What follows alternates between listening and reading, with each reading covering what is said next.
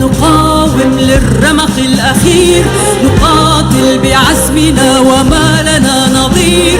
نقاوم للرمق الأخير، نقاتل بعزمنا وما لنا نظير.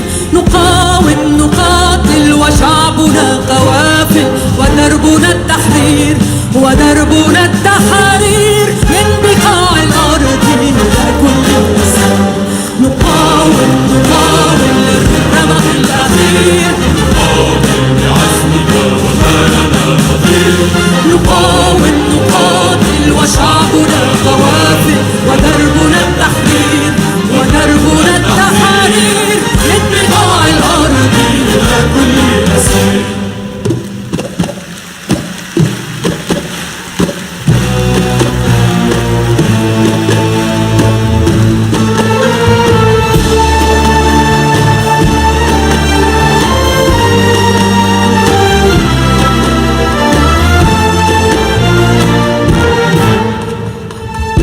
ليل بيمضى، ليل بيبقى ليل، تحت جناحه بيبقى خوف الذل الويل. ما تخافوا مهما طال ليل الظلم يا ناس، بيرجع بيطل نهار يحمل الفرح للناس وبينكسر هالليل. مهما تجن الريح وعليك تقوى النار، ضلك بوش الريح ما تزيح مهما صار. مهما تجن الريح وعليك تقوى النار، ضلك بوش الريح ما تزيح مهما صار، ما تزيح مهما صار، ما تزيح مهما صار.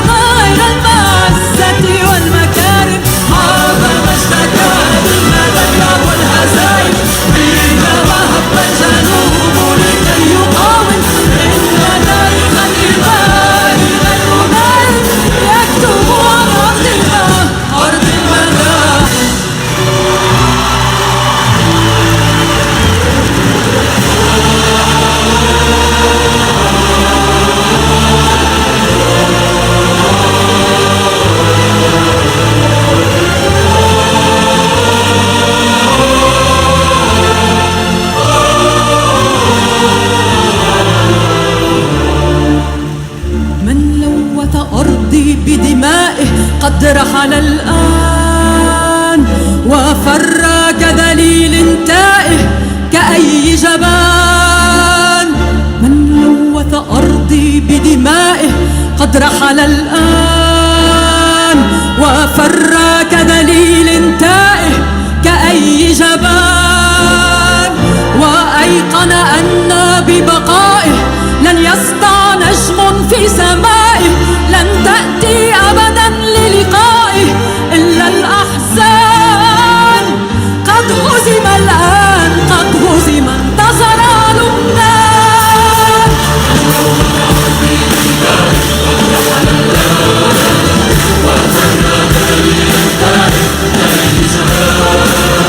وأيقن أن ببقائه لن يسطع نجم في سمائه، لن تأتي أبدا للقائه إلا الأحزان. قد هزم الآن، قد هزم، انتصر لبنان. قد هزم الآن، قد هزم، انتصر لبنان.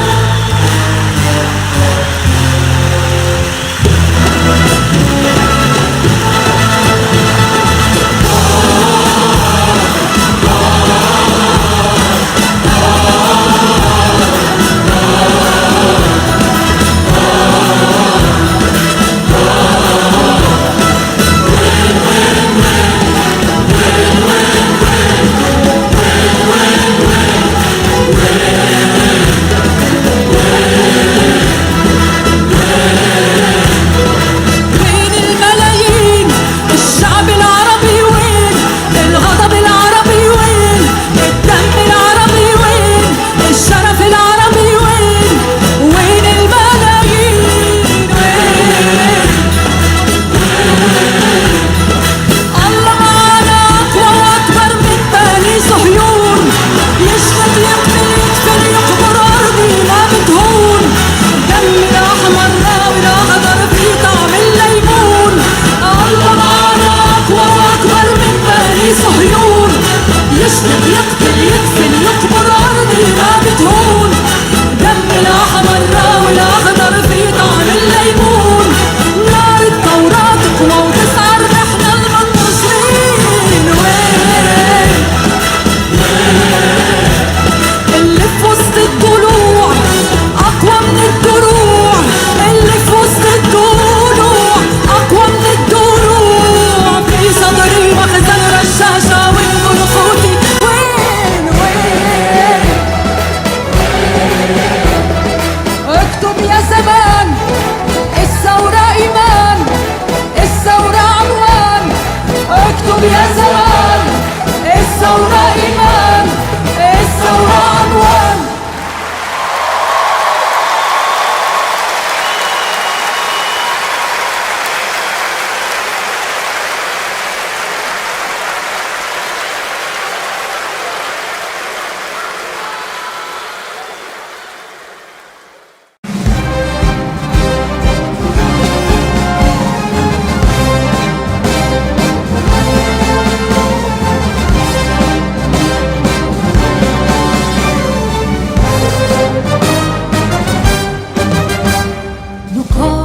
نقاوم للرمق الأخير، نقاتل بعزمنا وما لنا نظير. نقاوم للرمق الأخير، نقاتل بعزمنا وما لنا نظير. نقاتل وشعبنا قوافل ودربنا التحرير، ودربنا التحرير من بقاع الأرض إلى كل مكان. نقاوم للرمق الأخير،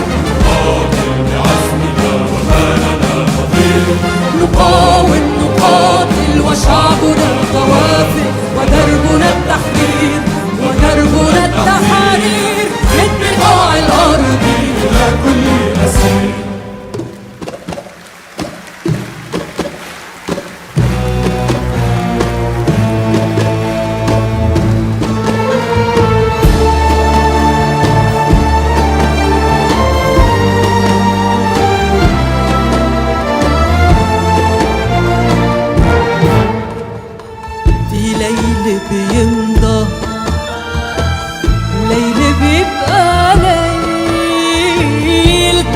جناح وبيبقى خوف الذل الويل.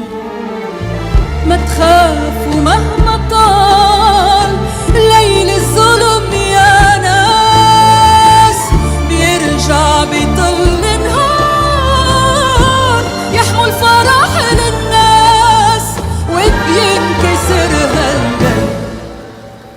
مهما تجن الريح وعليك تقوى النار ضلك بوش الريح ما تزيح مهما صار. مهما تجن الريح وعليك تقوى النار الله وش الريح ما تزيح مهما صار، ما تزيح مهما صار، ما تزيح مهما صار.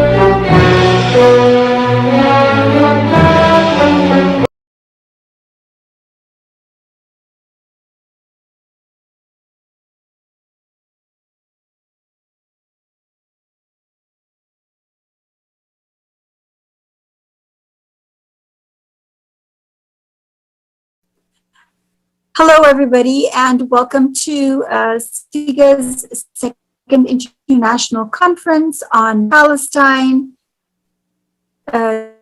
challenging apartheid in Palestine, reclaiming the narrative, formulating a vision.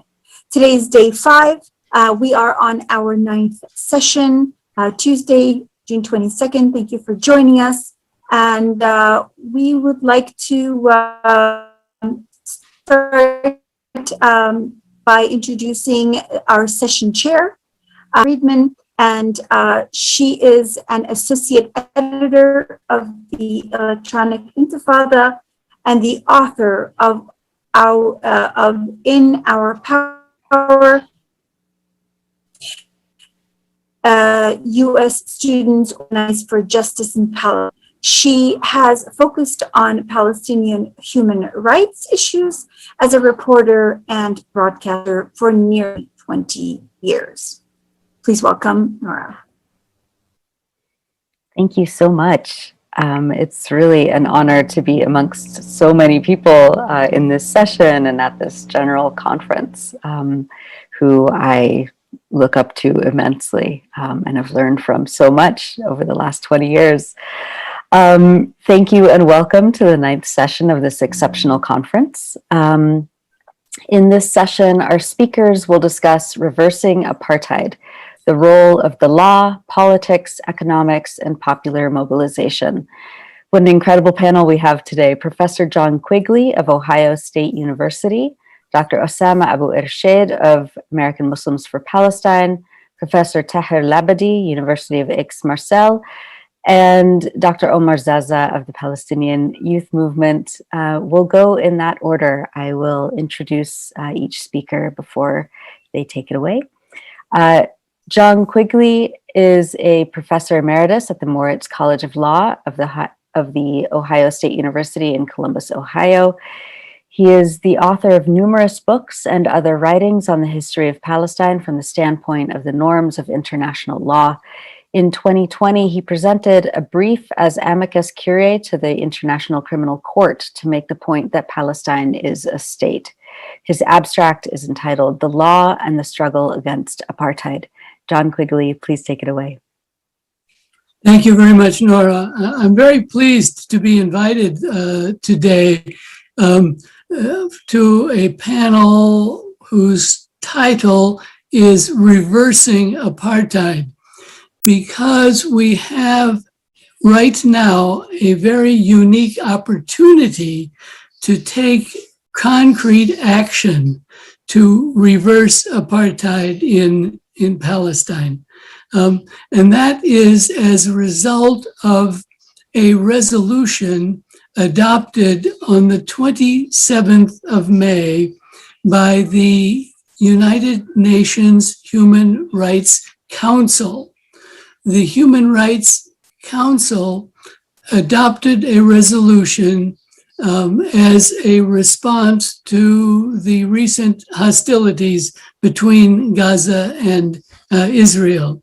A commission of inquiry is to be appointed to examine criminal activity connected with the hostilities.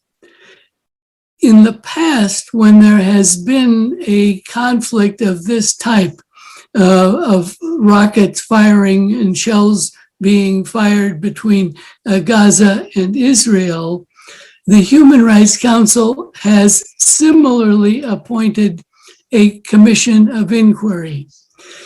This new commission is different, however, because in addition to looking into the activity involved in the specific incident, the commission is being asked to examine the root causes of the conflict. And in addition, to identify persons who may be criminally responsible for the root causes of the conflict. I think one of the root causes of the conflict is the denial of repatriation to the Palestinians who were displaced in 1948, either into Gaza or into neighboring countries.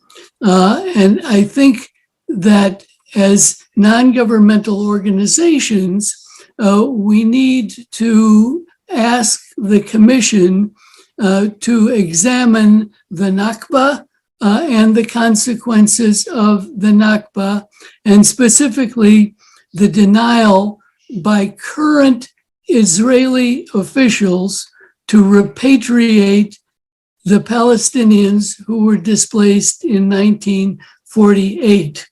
And we need to ask the Commission to present that information to the International Criminal Court.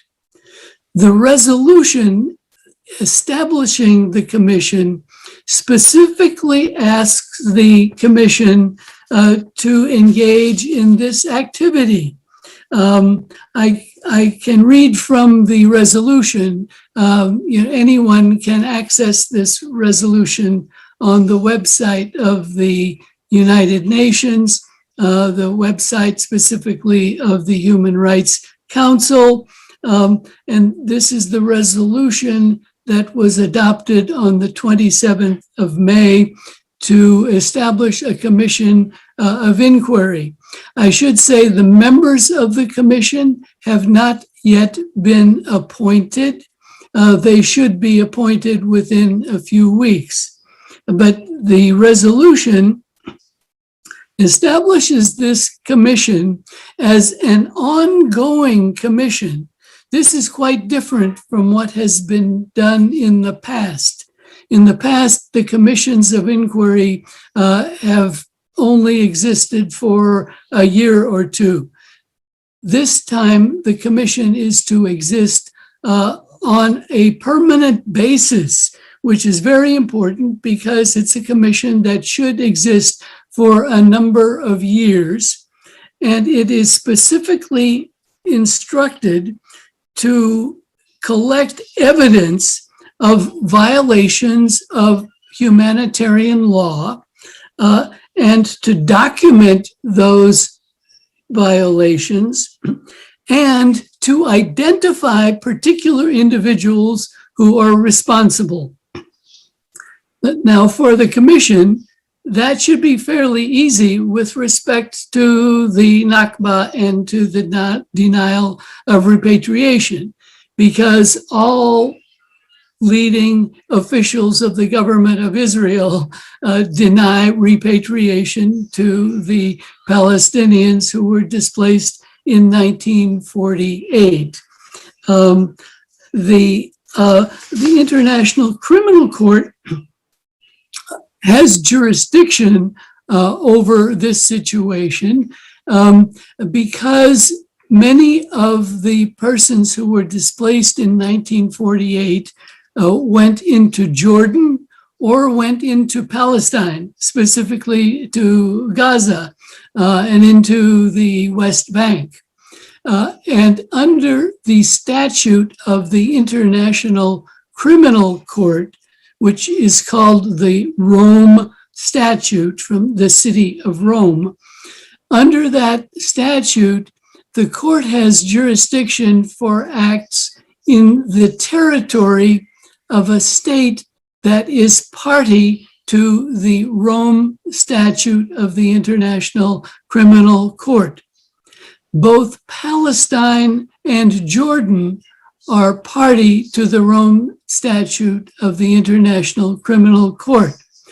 That means that since persons fled into Palestine and fled into Jordan, the International Criminal Court has the capacity to prosecute persons for the Nakba and for the denial of repatriation to those persons.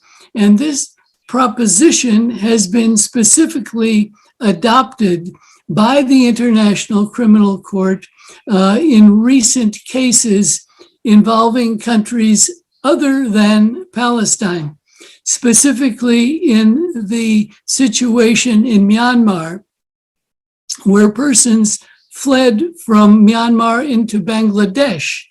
Now, Myanmar is not a party to the statute of the criminal court, but Bangladesh is a party, and the court has said that since the parties fled into a state, Bangladesh, that is a party to the International Criminal Court, the court has jurisdiction over the acts of expulsion. So when you apply this to the Palestine situation, it means that the International Criminal Court has jurisdiction for the expulsion into Palestine and for the expulsion into Jordan. The International Criminal Court accepts information from any party, and this resolution asks the Commission to collect information and to cooperate in judicial inquiry.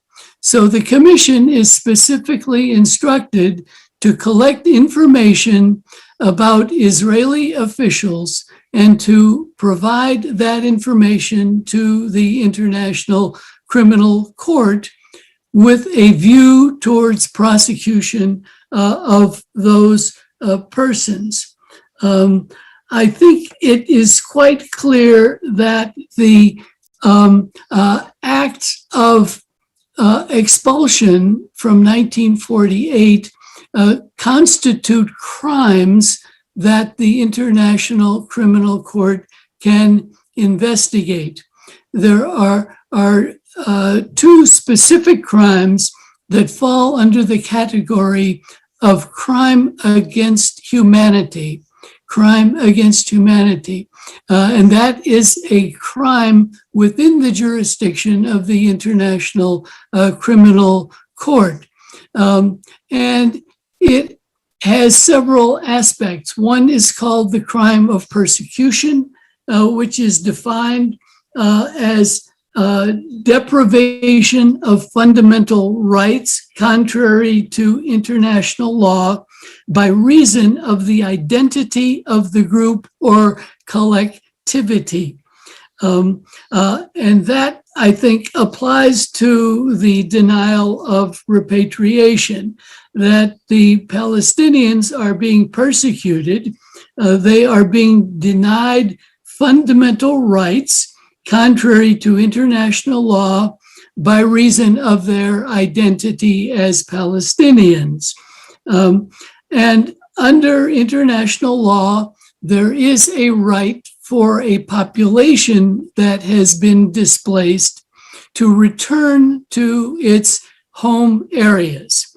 And that right applies actually regardless of whether they were forcibly expelled or whether they departed for any other reasons.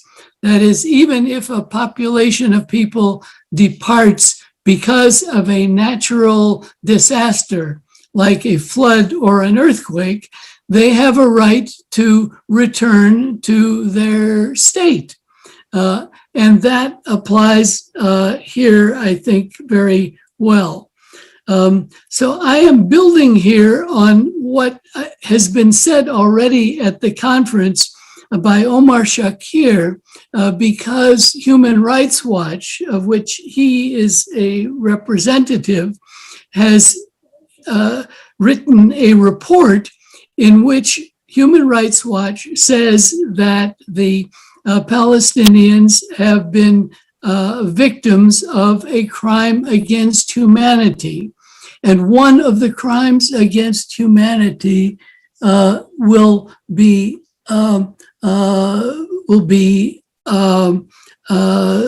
the expulsion. Now, Dr. Sami is asking the question here in the chat as to whether if I am a descendant of people who were expelled from Jaffa and is now a refugee and even has a different nationality in a different country, do I have a legal avenue to sue Israel, to go back to Jaffa, and to be compensated, and where could this be done? There is not a procedure in the international system for an individual refugee to sue Israel as a state. It could be raised in the International Court of Justice, but it would have to be raised by a state. It cannot be raised by an individual.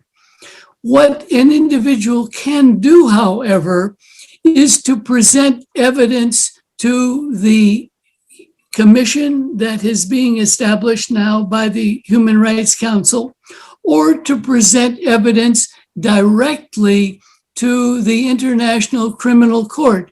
Anyone can contact the prosecutor of the International Criminal Court and say, I am a victim of a crime against humanity.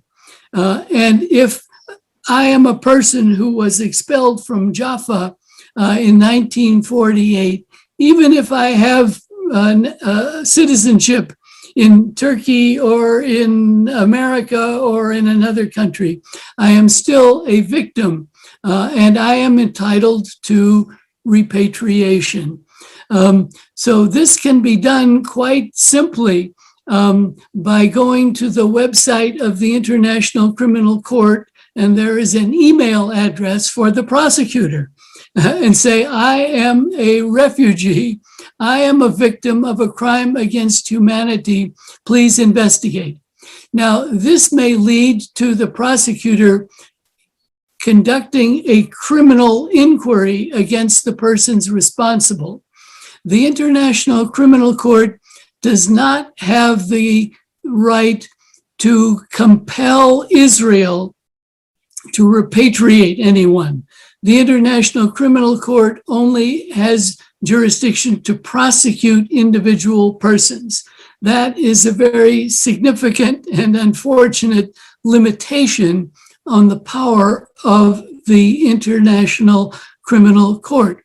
However, if many people contact the prosecutor in this way, the prosecutor will investigate, and I think it may become established as a matter of generally accepted international law that persons who were expelled from Palestine in 1948 are victims of crime against humanity, and that the act of denying repatriation is an international crime, in the same way that sending settlers into the West Bank is an international crime. And I think if this idea can be established, it will facilitate efforts by the UN Security Council and by other agencies to compel Israel to repatriate. So I see the creation of the commission as a very important step. This is the first time there has ever been an international organ that has been instructed to look into the root causes of the conflict in Palestine. So I think that it will be very important for all non-governmental organizations, whether in Turkey or elsewhere, to take this on as a task and to present information. It will be very easy to present information either to the prosecutor of the International Criminal Court or to the Commission, and to ask that they take up this issue. My concern is that the Commission may say we should only look into root causes that are immediate, like the Sheikh Jarrah evictions. So it will be important to tell the Commission that the root causes include the Nakba and the denial of repatriation. With that, I think I should stop and let other speakers make their presentations so that we will have time for questions and answers. Thank you very much. Thank you so much, Professor John Quigley. Next is Dr. Osama Abu Irshed. Osama is the executive director and a board member of American Muslims for Palestine. He's a board member of the U.S. Council of Muslim Organizations, an umbrella organization of 8 major national American Muslim organizations. He is a non-resident scholar at the Doha-based Arab Center for Research and Policy Studies. He lectures frequently on Middle East and American politics. He's a regular commentator on Palestinian and Middle Eastern affairs, as well as on the American domestic and foreign policy, on various Arabic satellite TV channels such as Al Jazeera. He authored or co-authored several books in Arabic, and he published dozens of studies and articles in Arabic and English on issues relevant to the Middle East and its political climate. He's an American Muslim community leader and speaker. Dr. Osama completed his PhD in political science at Loughborough University in the UK.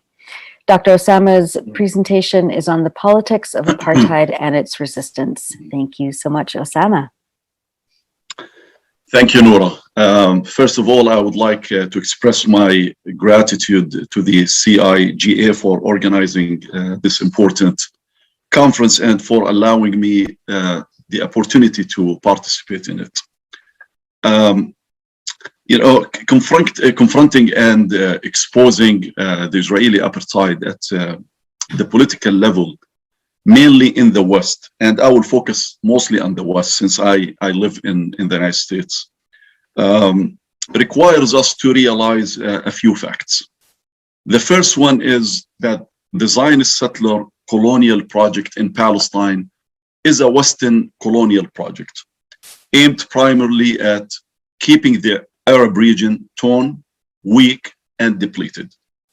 The second point, or the second fact, is that Zionism is a racist, fascist ideology based on the abolition of the other, i.e., the Palestinian, and the erasure of its history and heritage by denying its existence, uprooting it from its land, and replacing it with foreign settlers based on religious and historical claims. The third fact that we keep in mind, and this is to frame the discussion from this point on, is that this in turn requires us to differentiate between trying to directly change or impacting the official Western strategic adaptation of Israel, and between increasing public awareness in the West about Israel that will gradually adjust the official position on Israel through democratic channels and means. The last point I want to make here is that we must keep in mind that there is a religious component into the support that Israel enjoys in the West, and that this dimension or component is strongly present, especially among Protestants and specifically among evangelicals. And this has a lot of significance that I will deconstruct later on. Now, Israel realizes that raising awareness about the Palestinian issue and revealing its racist face in the West is what threatens it the most. And because it cannot refute this growing image of it, with facts, it resorts to accusing everyone who reveals or dares to reveal the truth of Israel, or the true image of Israel.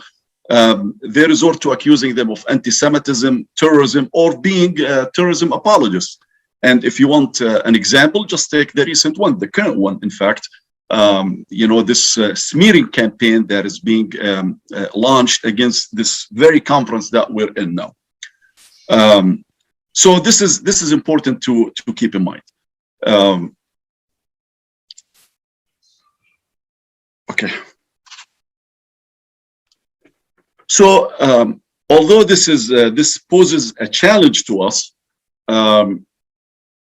it also affords us an opportunity. And this is what I want to focus on, the opportunities that we're afforded. A 2017 study found that the more Americans learn about Israel, the less they like it. This is a Gallup study. Again, the conclusion was the more Americans learn about Israel, the less they like it. Now, I'm confident that this applies to other Western countries as well. And when we say the more Americans learn about Israel, the less they like it, it is because they see Israel for what it is. The narrative is no longer controlled by a lobby. The narrative is no longer controlled by even traditional so-called mainstream media, although the mainstream media also is gradually moving to become a little bit more nuanced in its coverage of the situation on the ground in Palestine. But also we have, in the age of social media and instant images coming, even with all of the censorship attempts, still a new generation is exposed to other facts. Israel is no longer the underdog as it was viewed by the baby boomers. Now we're talking about the millennials, Generation Z. They have different outlets and different sources to get their information. So let me focus a little bit on the challenges and then go back again to the opportunities. In terms of the challenges, Israel and its supporters use the charge of anti-Semitism, in fact, they weaponize anti-Semitism as a tactic to deter anyone who dares to hold Israel accountable for its violation of human rights, UN resolutions, and international treaties. These attempts, despite their ferocity, indicate that the Zionist movement and its supporters realize that Israel is a tarnished brand, and that marketing it internationally with its current specifications has become a very difficult task, if not impossible. Therefore, it must be marketed with intimidation. That's what they want, marketed with intimidation.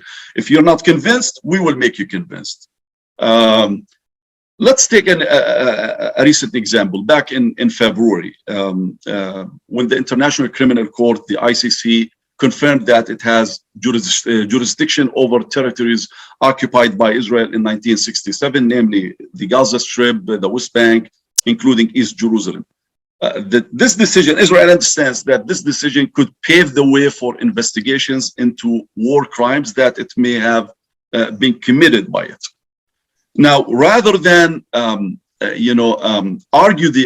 with the ICC on its legal merits, Israel resorted to raising the anti-Semitism card to stifle any legitimate attempt to criticize its criminal behavior. And we all remember the statements made by the former Israeli Prime Minister, now Benjamin Netanyahu, when he accused pointedly the ICC of engaging in anti-Semitism because it dared to speak of potential war crimes. It did not even confirm war crimes, potential war crimes that needs to be investigated. And